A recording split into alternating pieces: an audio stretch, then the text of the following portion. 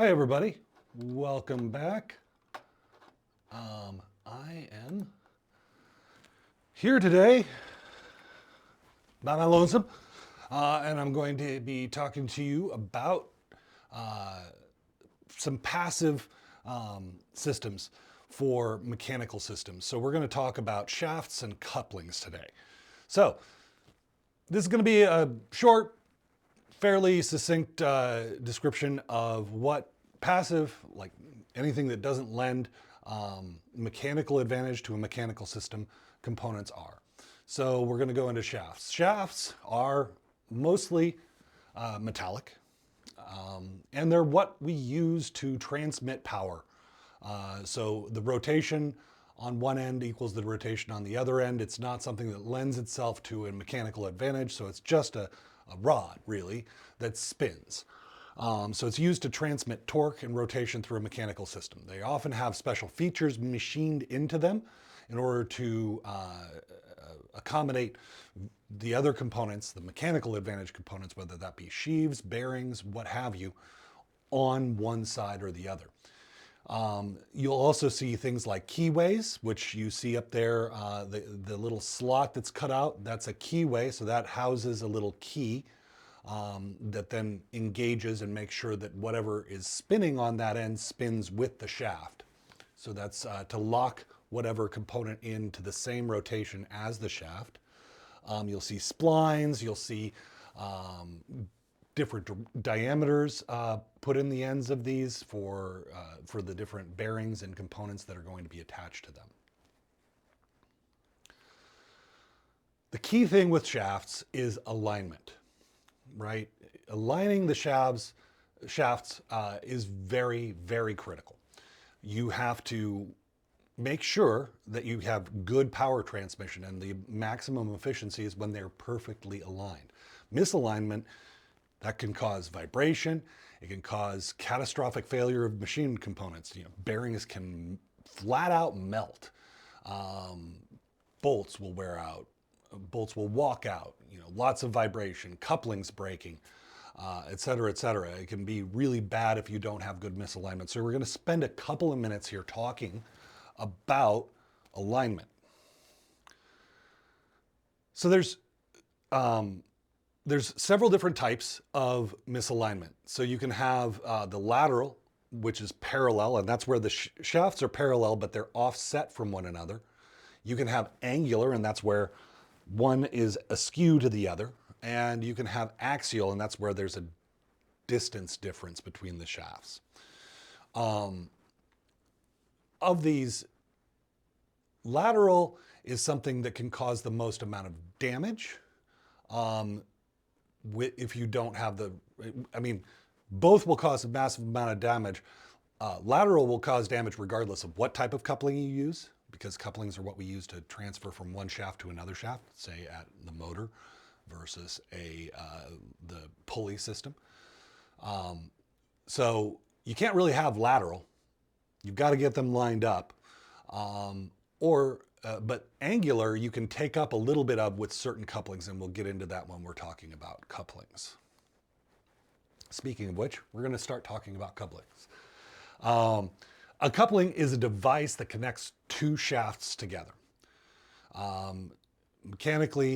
Mechanical power is transmitted between the two components of the system. They don't provide any sort of mechanical advantage to that. In other words, you're not trading off speed for torque or vice versa.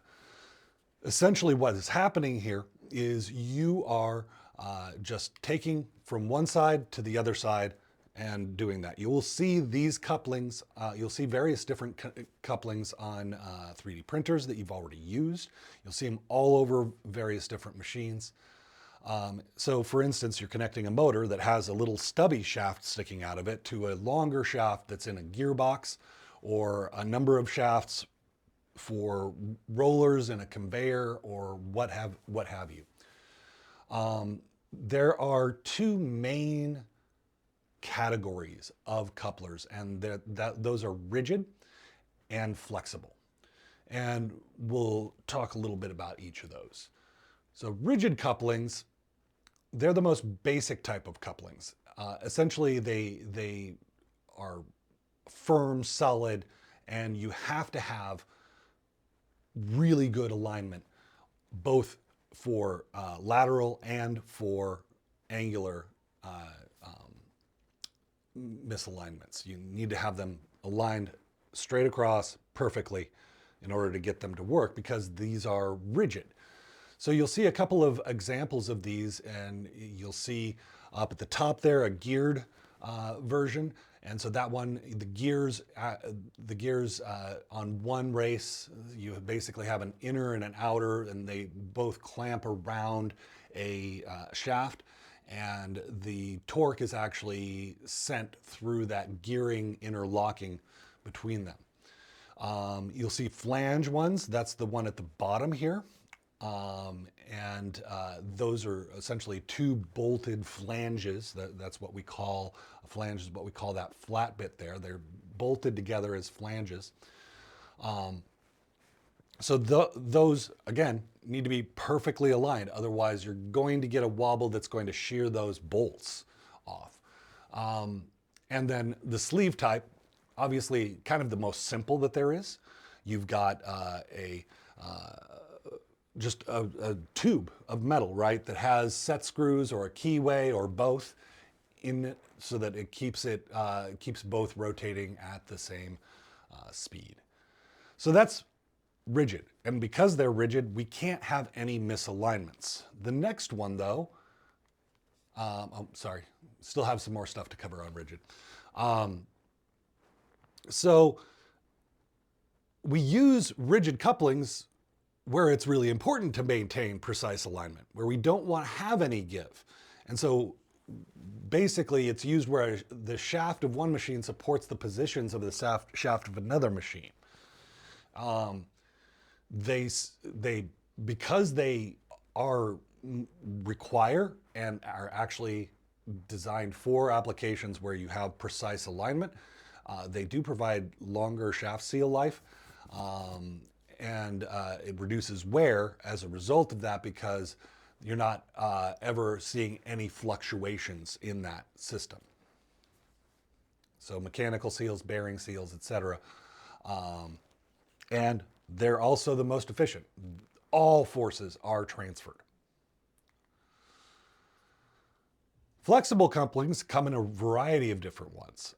You may be familiar with the universal one that you see down in the bottom left there, but there's a number of different types.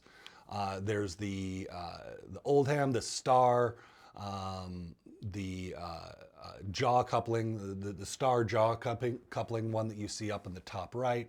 The bellows couplings down below are typical that you'll see on 3D printers, because they kind of help with acceleration and deceleration. They allow a little bit of cushioning on when that motor is reversing direction. So they're really good at reducing some types of vibration and noise that are unescapable, particularly for things where you're changing directions. Ones where you're having a lot of start and stop. And also they can have a little bit of angular misalignment. The universal joints, you probably may have seen those if you're looking at a drive shaft on a car. But all of these are used. The middle part of those jaw type, those are sort of hard rubber. They're kind of a hard but semi-flexible plastic that it locks around, and so that you've got a little bit of give on that as a result, and you also have a little bit of cushioning when it jolts and starts and fades, and when you accelerate as well. Shaft couplings. Flexible couplings accommodate unavoidable misalignment between shafts in some machinery. So if you can't actually guarantee alignment, they're the excellent choice for this.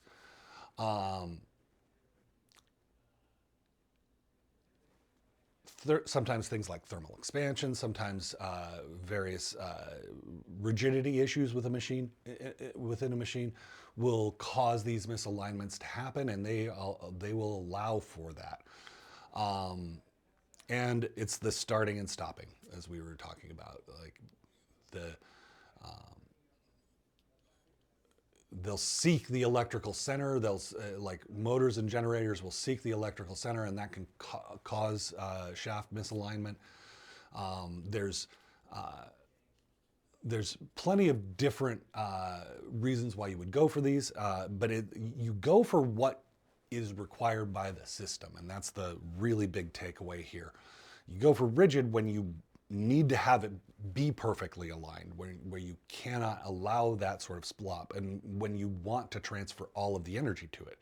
Because with a flexible coupling, if you start a motor up, it's going to compress that rubber or the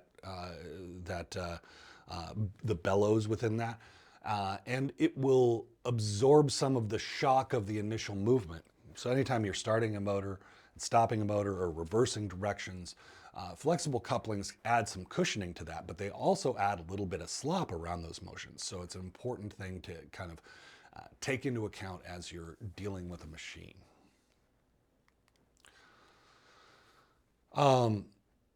So conveyor systems, they would generally use a flexible coupling for instance, because conveyor systems are often starting and stopping. And the shafts may, between the movements of the machine, cause a little bit of misalignment. So that's all I've got for you for this video. Pretty simple, like nothing really technical about things that don't provide mechanical advantage, but I wanted to get some pictures in front of you and show you kind of the world that, like a broad overview of the world of shafts and couplings. We'll see you in the next video.